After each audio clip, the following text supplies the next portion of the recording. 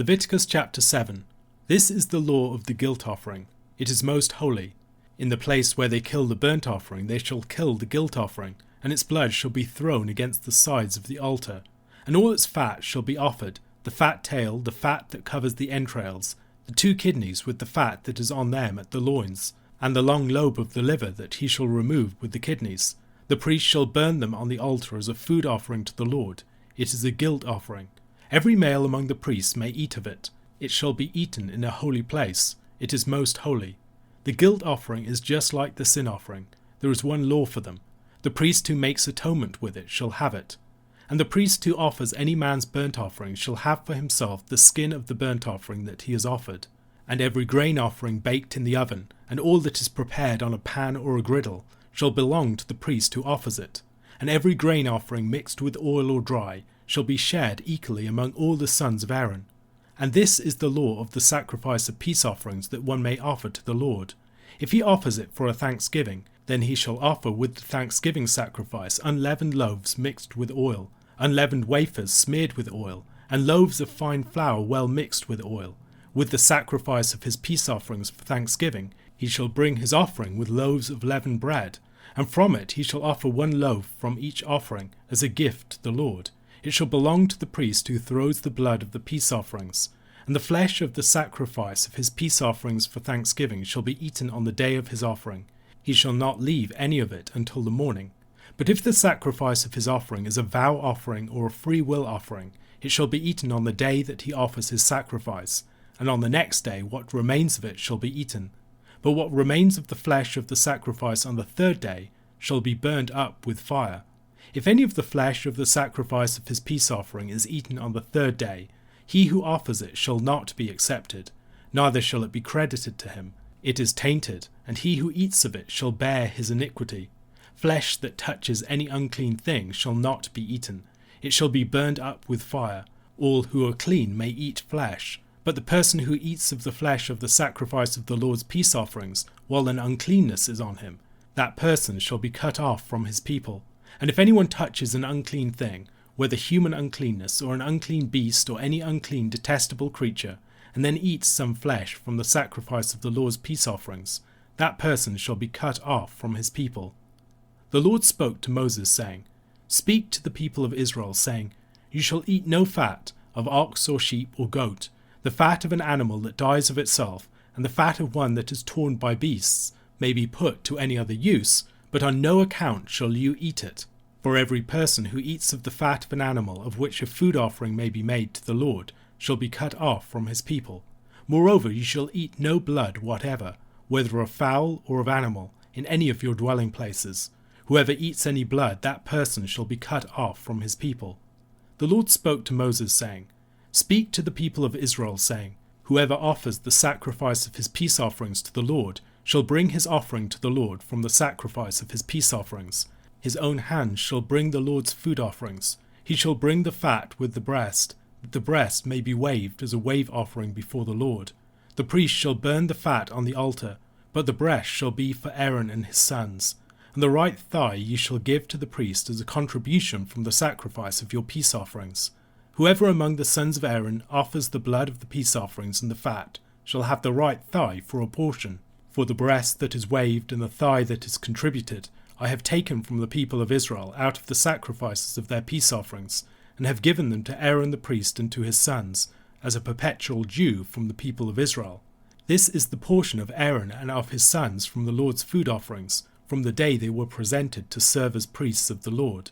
The Lord commanded this to be given them by the people of Israel, from the day that he anointed them. It is a perpetual due throughout their generations. This is the law of the burnt offering, of the grain offering, of the sin offering, of the guilt offering, of the ordination offering, and of the peace offering, which the Lord commanded Moses on Mount Sinai, on the day that he commanded the people of Israel to bring their offerings to the Lord in the wilderness of Sinai. From Leviticus chapter 1 to the first half of chapter 6, the book laid out the fundamental law of the sacrifices. There were 5 key forms of sacrifice: the ascension offering, tribute offering, peace offering, purification offering, and reparation offering. At the end of chapter 6, we moved to further instructions concerning the sacrifices that had already been established. treating the ascension offerings, tribute offerings, and purification offerings. These instructions continue in chapter 7 here, in which we turn to the reparation and peace offerings. The instructions here fill out the picture concerning the reparation sacrifice from chapter 5 and the beginning of chapter 6. Many details of the reparation offering about which we might have wondered are given to us here.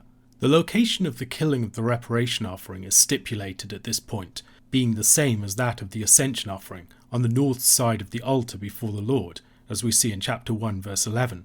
The description of the locations where the animals were killed varies. The peace offering is killed in front of, or at the entrance of, the tent of meeting, in chapter 3 verse 2, 8 and 13. The location for the killing of the purification offerings is given as before the Lord, seemingly at the entrance of the tent of meeting, in the case of the anointed priests or congregation's bulls, chapter 4 verse 4 and 15, or in the case of the leader of the people or the commoner, it's given as the site in which they kill the ascension offering. The entrance of the tent of meeting probably refers to the area from the entrance to the bronze altar, which would be to the east of the complex. The north side of the altar would be to the right of it as you face the altar and the tabernacle from the entrance to the courtyard. Perhaps this was partly for reasons of practicality. Milgram speculates, the reason for the existence of two discrete slaughtering areas is not given and can only be surmised. It may stem from purely practical considerations. A bovine, especially a bull, is difficult to control, hence it may be slaughtered anywhere in the forecourt. Why was the north chosen for the flock animals? Again, practical reasons may have come to the fore. The ash heap was located east of the altar, the laver to the west, and the stairs or ramp to the south. The only area left with adequate space was the north. As in the case of the ascension offering, the blood of the reparation offering is thrown against the sides of the altar, possibly internal, or, if Naphtali Meshel is correct, on top of the altar. As in the case of the purification and peace offerings, the fat of the reparation offering is offered to the Lord. The handling of the reparation offering also resembled the purification offering in the fact that the priests were able to eat of it in a holy place. Priests enjoyed privileges relative to the sacrifices that they performed for others. They could consume the meat in a holy place and could also keep the skin of the animal. Priests also were given the various tribute offerings of the people's grain, besides their memorial portions. We were introduced to the peace offerings in chapter 3, and now we have a more elaborate presentation of them, as we are instructed concerning several forms that they could take. The peace offering was the principal type of sacrifice that regular Israelites would offer, a voluntary offering that culminated in the enjoyment of a sacrificial meal. In contrast to the meat of the layperson's purification and reparation offerings, which the priests alone would eat, the meat of the peace offerings was also enjoyed by the party offering it. The first form of the peace offering described here is the thanksgiving offering. Such sacrifices are mentioned in places like Psalm 50, verse 14 to 15. Offer to God a sacrifice of thanksgiving, and perform your vows to the Most High, and call upon me in the day of trouble. I will deliver you, and you shall glorify me. The thanksgiving offering was a peace offering made on account of divine deliverance. The Lord had rescued the offerer from trouble, and in gratitude, the offerer performed this peace offering. With the sacrifice, he brings a number of grain offerings, unleavened loaves mixed with oil, unleavened wafers smeared with oil, and loaves of fine flour well mixed with oil, and also loaves of leavened bread. These are not here described as mincha, or tribute offerings, and we should recall leaven, required within some of the loaves offered here, was not permitted in the tribute offerings, whether offered in coordination with or subordination to animal sacrifices. We can see an example of how such loaves would have been handled in the sacrifice of the Nazarite upon the completion of his vow in Numbers chapter 6 verses 19 and 20. And the priest shall take the shoulder of the ram when it is boiled, and one unleavened loaf out of the basket and one unleavened wafer, and shall put them on the hands of the Nazarite after he has shaved the hair of his consecration, and the priest shall wave them for a wave offering before the Lord.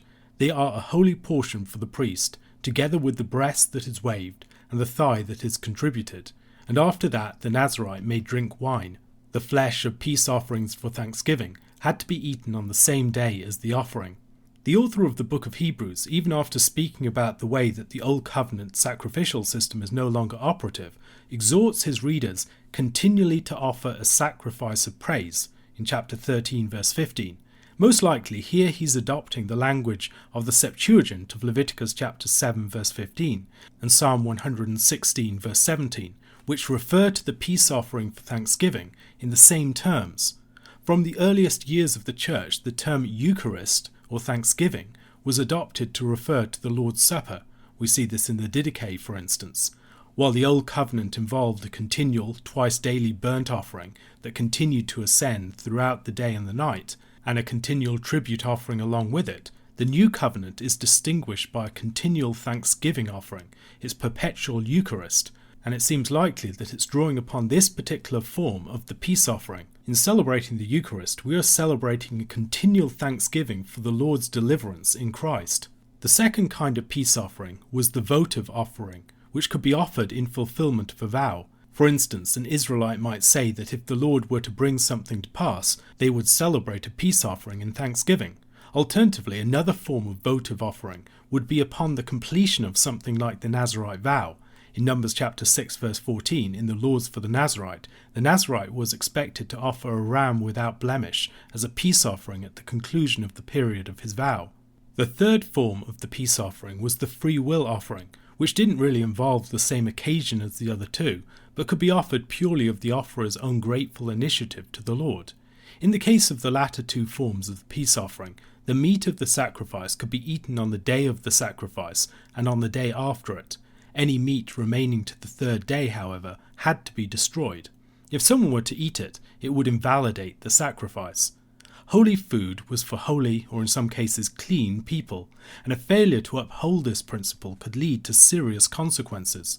Verses 19 to 21 outline some of the boundaries that needed to be upheld in this area, and the severity of the punishments faced by those who breached them.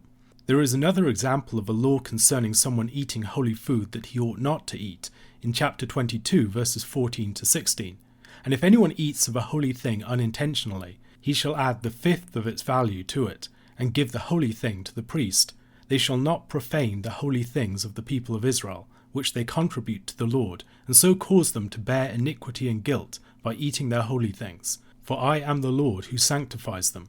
In this and other cases, it seems that such violations could be dealt with through making restitution for the item, paying some added compensation, and presumably sacrificing a reparation offering. However, where a person was not penitent, and their sin could not be dealt with through the trespass offering, they were to be completely cut off from the people for their sacrilege. In Genesis chapter 9, the Lord prohibited the consuming of blood, and this prohibition is often repeated in the law. In addition to that blood taboo, which is also reiterated in this context, Israel was to refrain from consuming the fat of animals, presumably the specific fatty covering offered in the peace and purification offerings. Like the blood, the fat of the animal was reserved for the Lord and the cult. To eat it would be a trespass of great severity. Israel was not only prohibited from eating the fat of their sacrifices, but also from eating the fat of animals more generally, on pain of excommunication from the people. Verses 29 to 36 concern the performance of the peace offering. The person whose animal was being offered needed to bring the sacrifice by his own hands. The sacrifice involved a sort of change of ownership. The offerer gave his offering to the Lord and then received parts of it back from the Lord's hand in the form of the communion meal. The animal that entered into the tabernacle as common meat was received back by the offerer as holy meat. In particular, the fat and breast of the animal were presented as an elevation offering to the Lord. This is often translated wave offering. The parts were lifted up to the Lord, devoted or dedicated to him by the offerer, and then needed to be treated as the Lord's possession, no longer that of the offerer. The fat was the Lord's portion of the sacrifice, and the breast was the portion belonging to the priests. The right thigh of the peace offering was the due of the officiating priest at the sacrifice. Instructions concerning this were given earlier to Moses in Exodus chapter 29 verses 22 to 28 in connection with the investiture of Aaron and his sons as priests. You shall also take the fat from the ram and the fat tail and the fat that covers the entrails and the long lobe of the liver and the 2 kidneys with the fat that is on them and the right thigh, for it is a ram of ordination, and 1 loaf of bread and 1 cake of bread made with oil, and 1 wafer out of the basket of unleavened bread that is before the Lord. You shall put all these on the palms of Aaron and on the palms of his sons, and wave them for a wave offering before the Lord. Then you shall take them from their hands and burn them on the altar on top of the burnt offering as a pleasing aroma before the Lord. It is a food offering to the Lord. You shall take the breast of the ram of Aaron's ordination and wave it for a wave offering before the Lord, and it shall be your portion. And you shall consecrate the breast of the wave offering that is waved, and the thigh of the priest portion that is contributed from the ram of ordination, from what was Aaron's and his sons. It shall be for Aaron and his sons as a perpetual due from the people of Israel, for it is a contribution. It shall be a contribution from the people of Israel from their peace offerings, their contribution to the Lord. The Apostle Paul appeals to the example of the priest's due from the sacrifice as a principle for Christian ministers, as John Kleinig observes in 1 Corinthians chapter 9 verses 13 to 14. Do you not know that those who are employed in the temple service get their food from the temple, and those who serve at the altar share in the sacrificial offerings? In the same way the Lord commanded that those who proclaim the gospel should get their living by the gospel. This chapter concludes the instructions concerning the offerings that opens the book of Leviticus, setting things up for the establishment of the priests in their duties in the chapters that follow. A question to consider. Throughout our discussion of the sacrifices, we have seen ways in which they help us better to understand the sacrifice of Christ and the logic of Christian worship. What are some of the ways in which Christian worship, even without offering animals, continues to be informed by the logic of every one of the sacrifices of Leviticus?